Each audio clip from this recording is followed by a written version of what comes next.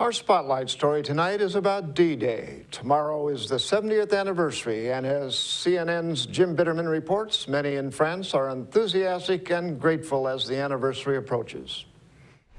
Not far behind the D-Day beaches, Michel Joyeux is getting ready to plant red, white, and blue flowers in front of his house. His flags are already up. With me, they're up every year, he says. It's an honor for me to decorate and commemorate all the soldiers who died.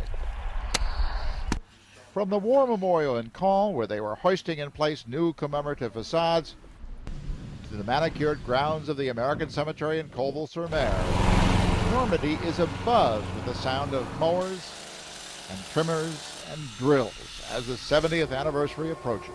At the Cathedral of Bayeux, they raised money to cast a new bronze bell for the anniversary and for peace. For peace and reconciliation between the different countries and between France and Germany. The priest says they raised so much money that they can now afford to cast a second bell. But he adds that not all here have completely positive memories of the liberation. Some have not forgotten how destructive it was. In fact, this year French President Hollande has ordered that attention be focused on the civilian losses as well as the military ones. It's estimated that during the Normandy campaign alone, 20,000 French civilians lost their lives. Caen, the city where Hollande and more than a dozen heads of state and government will gather for lunch this week, was 75% destroyed by the fighting. The Germans held out in this crossroads city for 2 months after D-Day, and the destruction here was massive as the Allies laid siege to the city. In fact, 70 years on, there still remains evidence of the ferocity of that battle. In fact, there are mixed memories across Normandy. 87-year-old Charles Moncouteau says his village never joins in the D-Day commemorations because it was nearly completely destroyed in the fighting. Still, a younger generation of Normans may see things differently.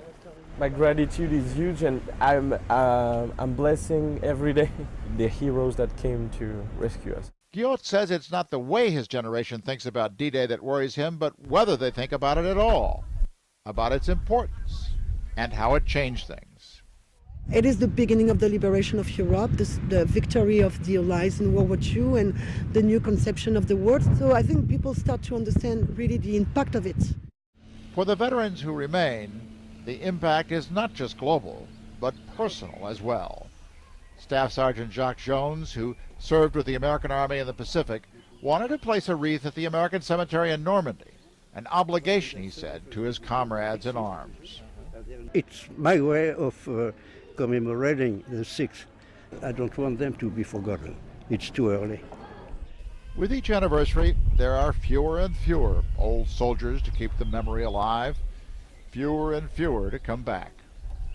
But then there are many here who never left, and they too sustain the memory.